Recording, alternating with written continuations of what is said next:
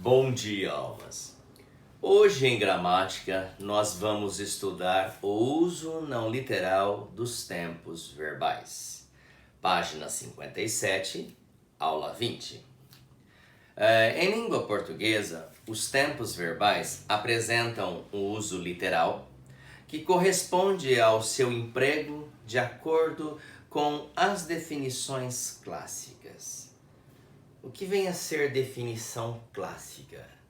Bom, em tempos verbais, definição clássica é: o presente é usado para descrever ações presentes. O pretérito é usado para descrever ações passadas. O futuro, usado para descrever ações vindouras. Nós temos aqui um esboço, uma divisão dos nossos três modos verbais com seus respectivos tempos e formas. Então, em língua portuguesa, nós vamos ter o modo indicativo para a descrição das realidades, o modo subjuntivo para a descrição das probabilidades, das incertezas, das hipóteses, o modo imperativo para a expressão das ordenanças, das advertências, das sugestões, dos convites, etc. O modo indicativo ele é representado por um tempo presente, três tempos pretéritos: pretérito perfeito, pretérito imperfeito, pretérito mais que perfeito. Ele é representado por dois tempos futuros: futuro do presente, futuro do pretérito. Já o modo subjuntivo ele é representado por um tempo presente, um tempo pretérito imperfeito e um tempo futuro. O modo imperativo ele não tem representação temporal pelo nome, mas sim por formas. Então nós vamos ter forma afirmativa e forma negativa, que serão montadas em cima do presente do modo subjuntivo e o presente do modo indicativo. Além dos três modos e dos 9 tempos verbais e das duas formas, nós temos o verbo ainda se apresentando de forma clássica nas 4 formas nominais. Infinitivo impessoal, quando o verbo ele está apenas no infinitivo, ele não é declinável. O infinitivo pessoal, quando esse verbo no infinitivo ele recebe as pessoas eu, tu, ele, nós, vós, eles, com acréscimo de desinências a esse infinitivo. O gerúndio, quando o verbo tem as formas ando, endo, indo, ondo, e o particípio passado com as formas ado, ido, eito, osto, isto, etc. Bom, aqui o uso clássico dos tempos verbais. Então, presente, ele é feito para descrever presente. Pretérito, para descrever passado. Futuro, para descrever ações vindouras. Isso é uso clássico. Porém, tanto em contextos formais quanto em informais, é frequente nós utilizarmos um tempo verbal no lugar de outros tempos verbais.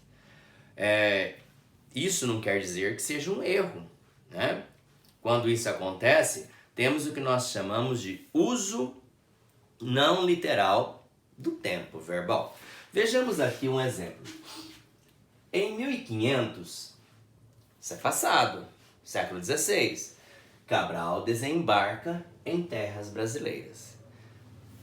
Um advérbio indicando o tempo passado e o verbo indicando o presente. Nós chamamos esse tempo verbal presente para descrever uma ação passada de presente histórico.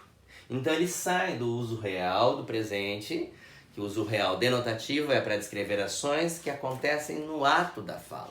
Aqui ele está descrevendo uma ação passada, né? Geralmente é utilizado por historiadores, por professores de história. Em sala de aula, eu trago um fato de ocorrência passada para que meu aluno, para que meu ouvinte entenda, participe, se aproxime mais daquele fato.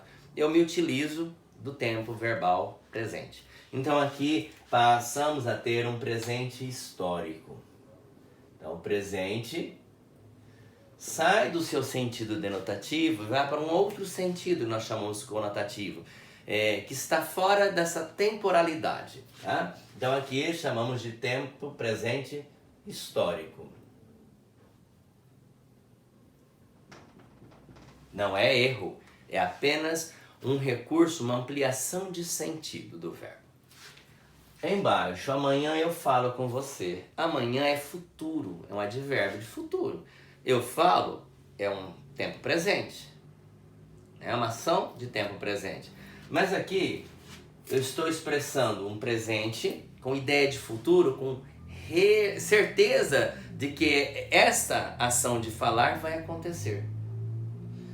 Se eu tivesse colocado amanhã eu falarei com você, seria o uso do verbo falar no futuro em seu sentido literal. Mas nós deixamos o advérbio amanhã e colocamos um verbo no tempo presente. Mudamos a situação do verbo do futuro para um verbo no presente. Mas o sentido é de futuro e a expressão de certeza. Então nós temos aqui o tempo presente indicando uma ação futura. Isso é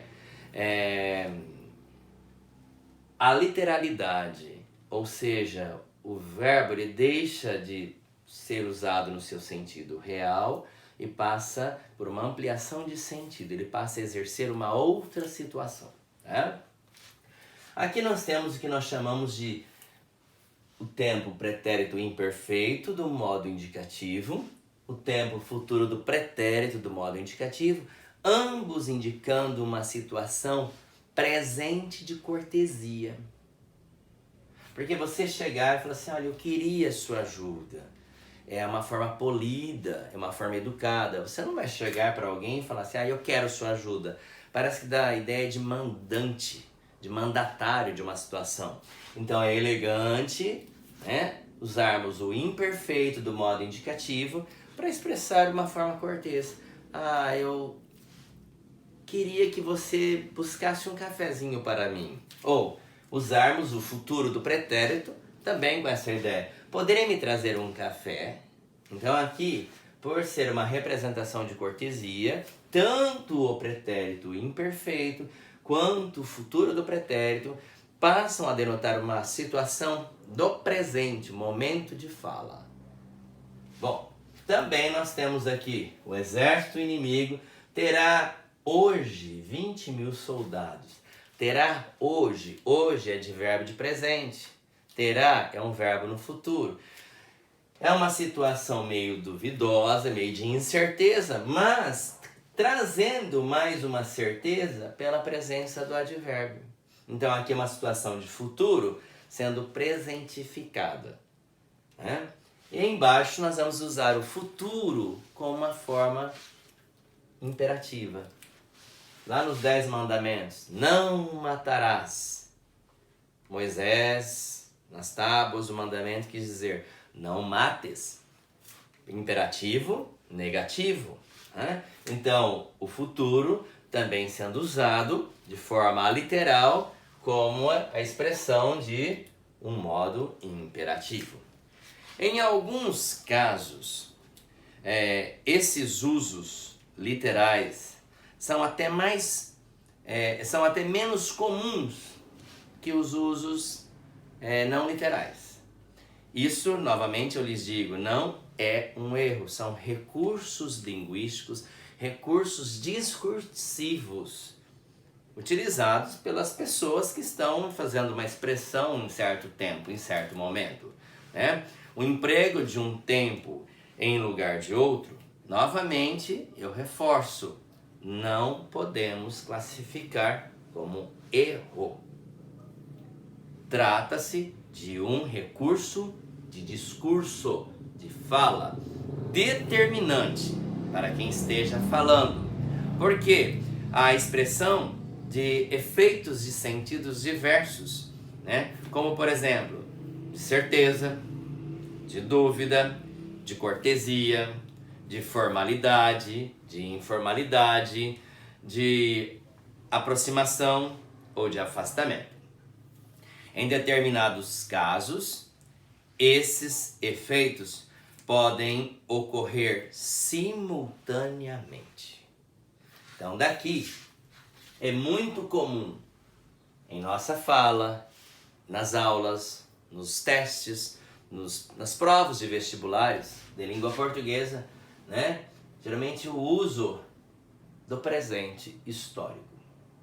Por uma situação dialética, onde há presença mais de diálogo, né?